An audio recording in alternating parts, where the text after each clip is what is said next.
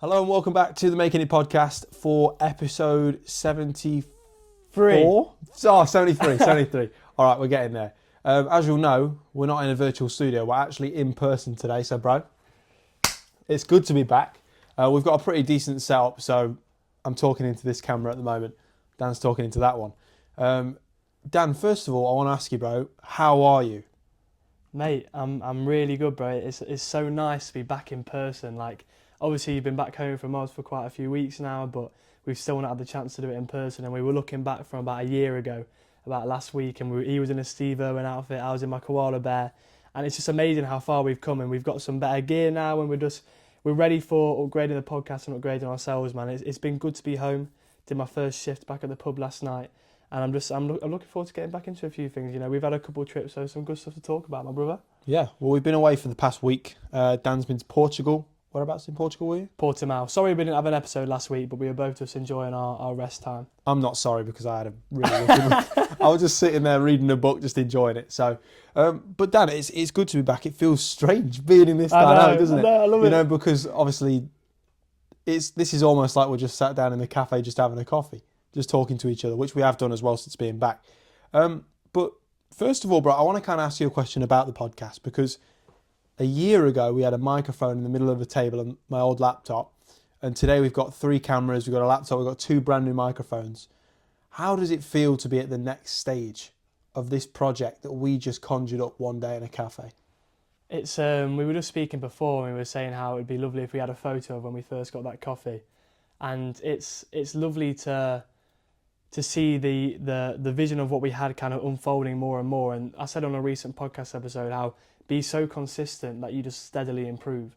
And I feel like that's what we're doing. You know, a year ago we had a different setup and now we've got this. And it's cool to see because we both set this up wanting to do something big with it. Yeah. We've already done something good with it now. We've got a good foundation of listeners, and shout out everyone who listens regularly because we really respect and love you. And now it's just time to just keep upgrading the product and making it even better. And I think that goes for a lot of things in life. I think constantly being better and trying to improve, but also enjoying the journey as you go on.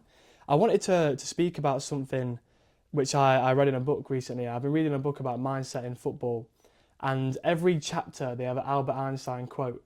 And the most recent chapter it said, "Look at what is, not what should be."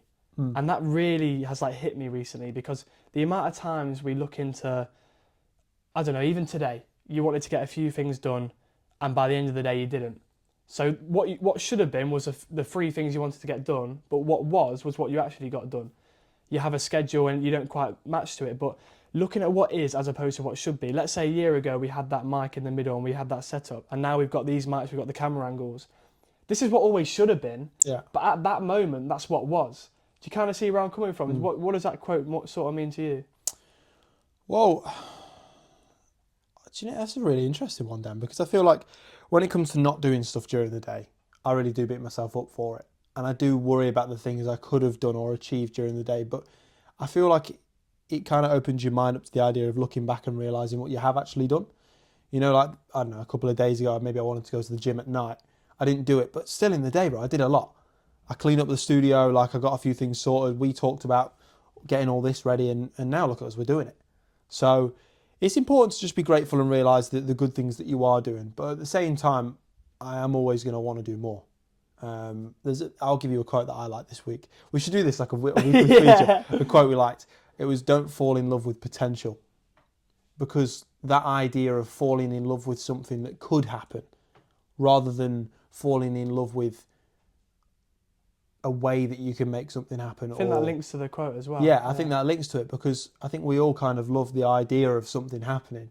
But do we love the process enough? Do we love ourselves to make these things happen enough? I think I'm definitely in the camp of people that love potential a little bit too much.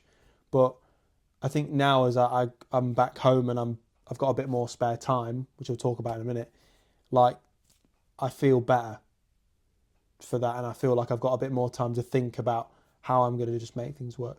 Let's talk about our trips as well, bro, because you've just been away with your lovely mother. You went away to Mallorca.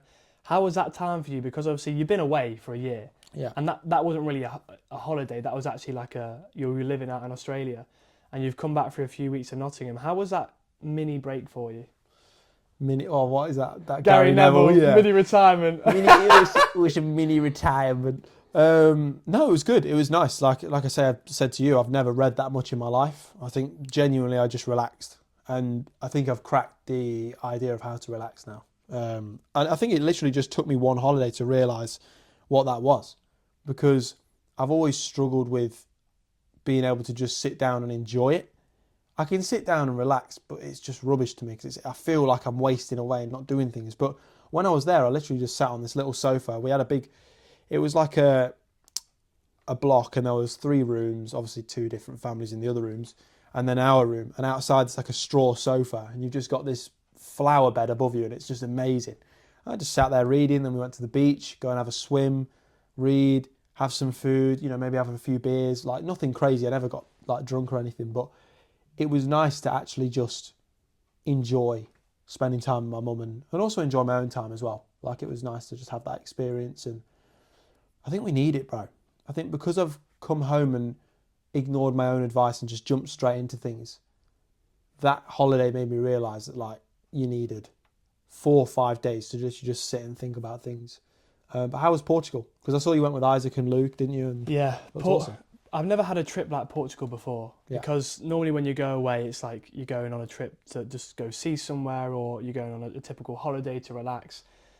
Actually going to see where my mate was from, seeing his family, seeing his friends, seeing where he went to school, where he played football, the beaches he went as a kid, and meeting his parents. And the way I met Isaac on the bar at Red House, where he was struggling to meet people coming over to the UK, and I introduced him to some people, and it kind of boosted his... You met him at Red House? Yeah, so I didn't know that. I was at Red House on the bar, and he's come up to order a drink because his brother's mate worked at Red House. And we just all of a sudden hit it off, and I was like, do you like going out? And he was like, yeah. And I was like, you need to come out with us then, because he said he was struggling to kind of meet people and stuff. And from then he met a lot of people I knew, and they've become his friends to this day. And that gave him confidence to then talk to Luke on his course, who's now one of his best mates. And it was just a lovely trip. And you know what it really taught me? And I'm going to say it again, Chris Williamson. I was listening to his podcast the other day, and there's a story, you may have heard it, where there's this fisherman in Mexico, and he goes out to the sea and he gets a fish, and then he meets this American businessman who basically says all these different strategies of how he could leverage himself more to get more fish, get a business, and he's constantly asking, well, why would I want to do these things? And eventually the businessman says, well, then you can go back to your family and you can make more fish and have some fish, which is what he was doing at the beginning. And fish was something we were eating a lot out there, and we went around to his grandparents, and they would give us loads of food. I was eating like 4 plates worth of food, and they were just like, if you want more, have it. We want you to leave not hungry at all. Like, they were amazing. And whenever I've been at home with Isaac, he's always sharing his food with me. When I share my food with him, he often says no. But he's often sharing his with me, and it just taught me so much about how much we can give more and share more, and that's something I want to take on in my life. Why does he say no to your food, Dan? That's what I want to know. My food's good. He doesn't season his chicken. But I don't season my food. Why is it? I've got to ask you why you don't do that, Dan. To be honest, I just have a schedule with my food when I'm at uni. It's the same amount of money every week. I don't want to spend more money on spices and stuff, even though it won't cost that much more. I keep it simple. The cheapest man ever, Like, £2 you pay for like 2 or 3 spices. That's all you need, Dan. You need just some paprika on it or something. Mate, talk to us about this this book you were reading in Mallorca, because I know it really resonated with you. Well, I actually read 2. So for the record, I've never read a book this quickly ever in my life. It's never even like a kid's book. You normally got about 5 on the go, haven't you? Yeah, I've normally got 5 on the go. But I said, you know what, I'm just going to sit down and read this book. And I realised that the reason I had 5 on the go is because I just wasn't really given much time to really think about one. So I read Green Lights by Matthew McConaughey, who obviously we love. He's great. And I was just reading it, and I don't know, it resonated with me because actually when I opened up the book in W.H. Smith at the airport, I opened the page about him living in Sydney. And I'm like, that's so weird. The one page I open up out of 300 and something pages. And I thought, I'm going to read it. It's on offer. 2 for, I think it was buy 2, get 1 half price. So I was like, I'll buy both. This and a geopolitics book. But in Green Lights, he talks about growing up, discovering what he wants, discovering acting, and deciding he didn't want to go to law school anymore, and his relationship with his dad, and all these different things. And it was really interesting to me. And I thought, I want to read that. And for the next, maybe 2.5 days, I was just relentlessly reading. Like, I'd be sat outside 7 till 9, reading for 2 hours, on the plane 2 hours. Like, I was just reading for hours and hours and hours and hours and taking it all in. And it's just an interesting story. You know, he's a really, I mean, I can't say he's a great guy because I don't know him personally, but like, he seems like a really great guy, and he knows what he wants, and he's always just had like a natural flair to him. And one thing I took away from it was just his confidence. Like, the one consistent theme throughout the entire book was how confident he was and how far that got him, literally just being himself. And it kind of opened my eyes to the fact that, what do I actually want? You know, do I want to do a job that I don't enjoy for the sake of it, or do I want to just go try and do what I want to do? You know, like, I want to do football coaching. Okay, I need to get the hours. It's something that I want to do this year, and I'm going to do this year. And that book kind of pushed me towards being like, let's go and do something that you've always wanted to do. You know, work hard for it, but go and do something you want to do. And I would recommend as well that book for anyone that hasn't. It's like £10 if that. But it was just amazing, Dan. It was a real eye opener for me. Yeah, I'm looking forward to reading that when I get the chance. What I was thinking a lot about, especially with the Portugal trip, and Matthew McConaughey talks about being a good man, and that resonated with both of us when he came on to Modern Wisdom. And he was saying how being a good man isn't just being nice and, you know, saying yes to everybody and saying yes to everything. A good man is someone who has values and morals and sticks up for themselves and stands for things. Mm-hmm. And I've been thinking a lot about what being a good man and being a good person is in general. Right. And I think we talk about the Making It journey, obviously, because that's what the podcast is about. And everyone has a different route. We've had lots of guests on, and they talk about maybe they want to be a coach, or they want to be a physio, or they want to be, I don't know, a content creator or something. We all have different aspirations. We all want to make some money. We all want to have some houses or property and some objects in our inventory, so to speak. But at the bottom line, I think something that Portugal really taught me when I mentioned the sharing and caring, people remember who you were. And that's been a common theme in the podcast, remembering how you made people feel. And shout out Sean, he came on the podcast, go listen to that episode. He said, people won't remember your session you put on as a coach, they'll remember how you treated them. And I want to be that person in life where you go into work and one of your colleagues is happy because they're on a shift with you. If I see you anywhere in the world, bro, I'm going to be more happy because, you know, I know you're a good person and you're one of my best mates. If someone bumps into me in the street, I want them to be happy about bumping into me. I want to be a good person where you make people feel good. And that makes you feel good. And there's limits to that because you can't always be thinking, I need to make others feel good all the time. You need to look after yourself. But by looking after yourself, you look after others. And I just think at the bottom line in life, bro, in everything we talk about, it's about being a good person, a good man, a good woman, etc. And just making people feel good in life, because the amount of jobs we'll have, the amount of different things we'll do, throughout all of it, always a consistent theme is who you are as a person, bro. And we're all just trying to get through it, right? We're all just trying to live. And it was something that Anthony Bourdain said. It's like, I've been everywhere and I've seen like everything, and everyone's just trying to get by. Everyone is literally just trying to live their life and get by. And it kind of makes me think about like conflict between people and stuff. It's like, how much do you actually need to conflict with people about things? Like, can you just find an amicable solution to your problems rather than dragging it into a long-term beef or something like that? I always found that quite interesting. But one thing I wanted to talk about as well is, we were talking about this morning, I actually just did it. But I got offered a job last week, and I took it, but I've turned that down now. And I want to kind of talk more about the gut instinct part of this, because I with respect to, and I'm not going to say who it was, but respect to the company that did it, like, amazing, whatever. But when you just get a bad vibe, or not a bad vibe from the place necessarily, but more your gut is telling you not to do something. You know, I can't ignore that feeling that I had. And I went for a look round, I went to go and speak to the manager and stuff like that. Phone notifications. I knew this laptop would start making noises. As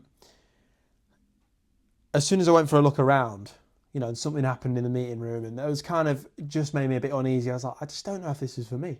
When I first went and looked around, I was like, I'm excited, like this is going to be cool. And then the second time, I was like, oh no, I actually don't like this. So, what are your thoughts on gut instincts, Dan, and how often do you actually listen to it?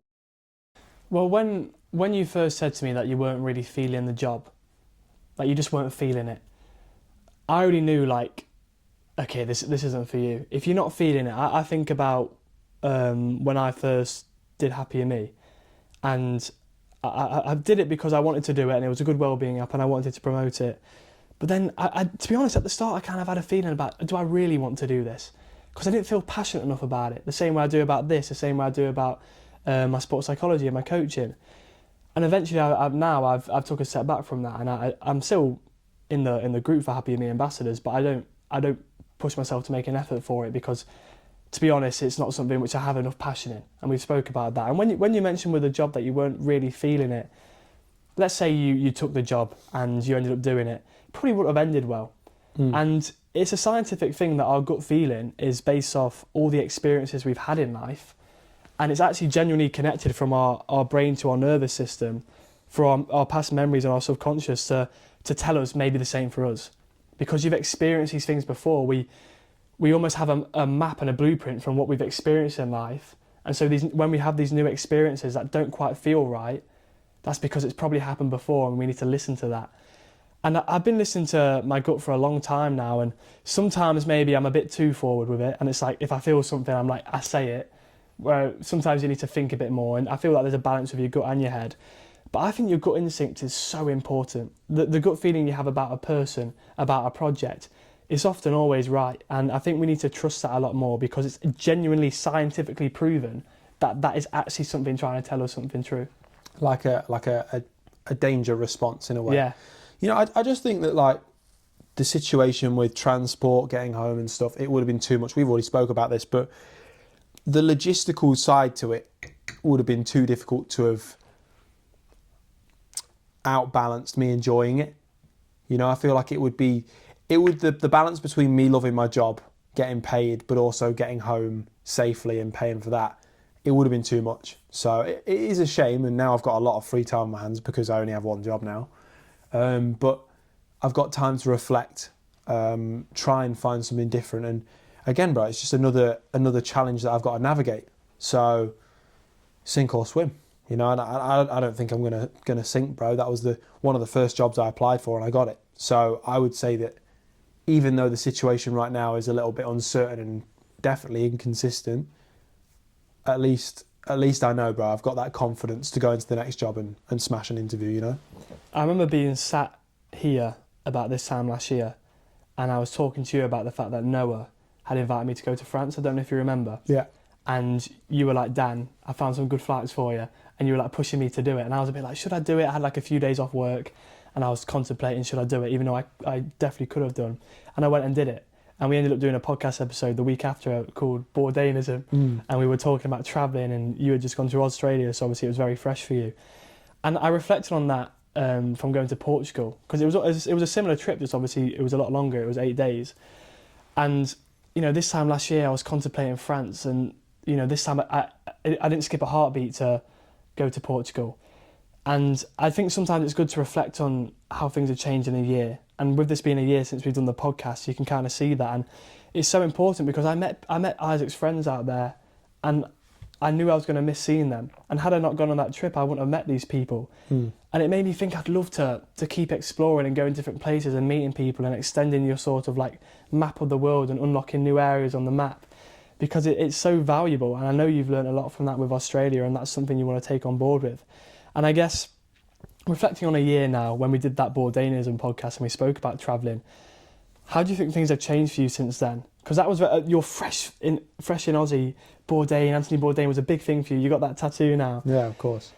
How do you feel like things have changed a year on with travelling? Well, I mean, I feel like it's shaped me as a person, Like, obviously, there's good things and there's bad things. I think the bad things it's always good to start with that, I suppose, but probably a little bit more anxious in some situations because you've been on your own for so long. So you're a little bit more alert to things, and you know, little things do worry you a little bit more, because you know, when you're out there, bro, it's like you can lose your place of living, or you could lose your job at like any second, and there's not really a support system. You know, and there was one point in time where I didn't have the money for a flight home at last minute. So my worry was, if something goes wrong, I am stuck here. And there's worse places to be stuck, to be fair. So I'm not like too concerned, but I would say it's made me better for the fact that I am more mature now. You know, I don't tend to rise to things quite as easily as I used to. You know, I've got a more balanced view on life. But adjusting to being home is hard. It is hard because, you know, you get used to doing things a certain way in Australia, and then you come home and you've got to try and do that here. Try and feel comfortable with who you are here and stuff like that. So it's like going through that is a little bit tough, and I'm still going through that. So I think the home adaptation thing is hard. But if anyone's going to do it, bro, it's going to be me. So, you know, I'm all right. I think that the travelling definitely made me a better person, though, and I would say that that's not the last time I go travelling. It's definitely not the last time I go to Sydney. It'll be very soon, I think. We had Ollie on the podcast. Go listen to that as well. And he was speaking about how he struggles to spend time by himself. He struggles with loneliness, especially with his job with VP of Sport at Northumbria. He's always around people. He's popular. People know him even if he doesn't know them. And I think it's a big thing. You know, loneliness isn't talked about a lot. A lot of us do struggle to be on our own, and I'm very fortunate. I'm in a very good relationship with Scarlett, so that helps. But there's a lot of people who aren't in good relationships, and they are quite lonely, and they need someone at times. And spending time by ourselves can be quite hard. And learning to be your own best friend, I think, is very important. And when Ollie spoke about that, on the image, on the surface, he looks like he's having the best time all the time. But when he's alone, he's actually struggling quite a bit, because he doesn't know what to do with himself when he's by himself. And I think it's a big thing when we talk about that image versus reality, and how we look on the surface versus who we actually are when it's just us. How are you with spending time just by yourself? I like it, to be honest. I think it's great. Like, I'm going to go to the cafe, write my blog in a second. What day is it today? It's Monday. I enjoy it. You know, good music, just relaxing and whatever else. Like, that's ideal for me, I think. I feel like sometimes when you're around people too much, it becomes a bit too much for me. And I think one thing is as well, is I haven't met some of my friends, and I think some people have been offended by that, because it's almost like you don't care. But it's never like that for me. I feel like almost I do just need my personal space, and there's some days where I'm just overwhelmed. I've got a lot on, or I've got a lot on my mind, and I just don't want to see someone, you know. And it's hard, because I don't ever want to let someone down, but you kind of have to sometimes. Like, for the sake of your own mental health and your own mind, you need to let people down a little bit. And you're not letting people down, really. You're just expressing the fact that you can't always be giving energy to other people. Sometimes you've got to conserve it, bro, because it isn't limitless. You know, you do have a set amount of energy in the day and the week and stuff, so you've got to be careful. And I think that alone time, is a really nice way of just having a think and just chilling out and regaining that energy again, bro. Like, I just like to sit sometimes and just listen to music. I don't want to speak to anyone. I just want to listen to music, go on my laptop, relax. Sometimes I want to just sit, watch TV and eat. Like, I don't always want to be around people, but that being said, bro, I love the presence of other people, and I absolutely love spending time with my friends. It's just there's some times where I just need some Jamie time, mate. I need some Rolling Stones and a bit of food, and I'm sweet. How about you?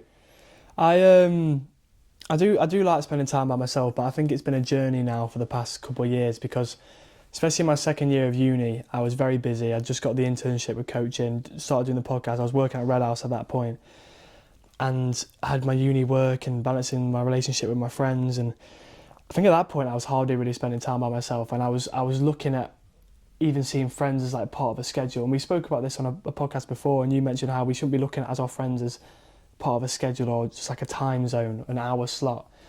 And this year of uni has really taught me a lot about taking things steadier. And just because you're doing things steadier and at a bit of a slower pace doesn't mean you're not getting things done at the same rate. I felt like I had to be on the go all the time and be doing things quickly in order to get things done that I wanted to get done.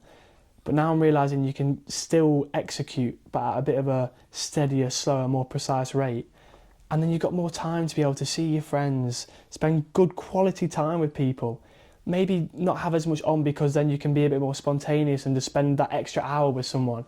And I think that's something I've found is really important. And by taking things a bit slower, I've had more time just to be by myself, walk by myself, run by myself, spend some time in the living room by myself. And I think it's important because it allows our brain just to breathe, bro. Otherwise, we're just constantly on a hamster wheel, man.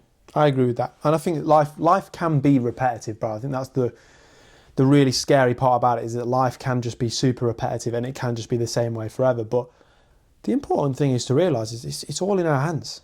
You know, it's all in our hands how we want things to be. And spending time alone and just reflecting and planning for what you want to do next, it's important, man. And I think that people sometimes think that those who spend time alone are lonely people. When in reality, bro, that's not actually the case. I'm not a lonely person, but I spend a lot of time alone because I enjoy it and it's good for me.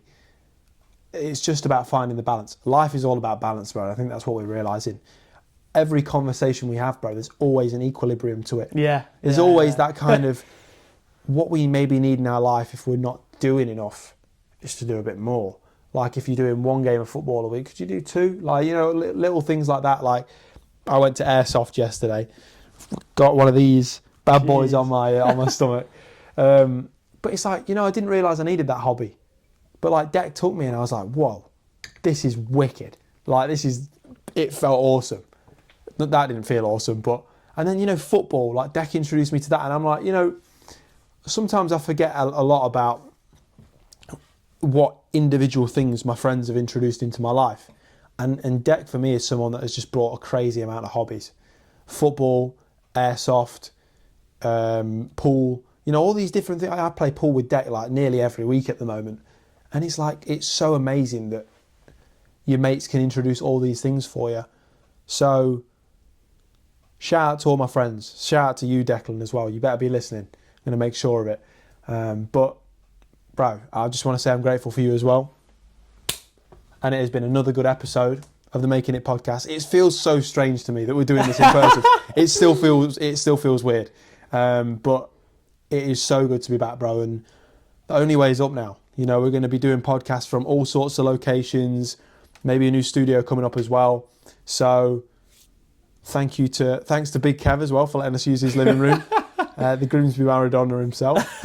And thanks to you, Dan. So episode 73 of the Making It podcast. Thank you for listening. See you next week. Every Tuesday, 10 in the morning. Spotify and YouTube. Don't miss it. Mate, great to be back, bro. Good to be back, Take it easy. mate. Thanks See you later, for watching. guys. So fine.